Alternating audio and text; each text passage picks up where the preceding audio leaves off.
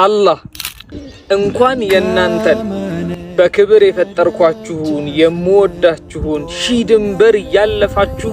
ባሮቼ ያልኩ ወደኔ የማቀርባችሁን የናንተን ሪዝቅ ቀርቶ ይላል አላህ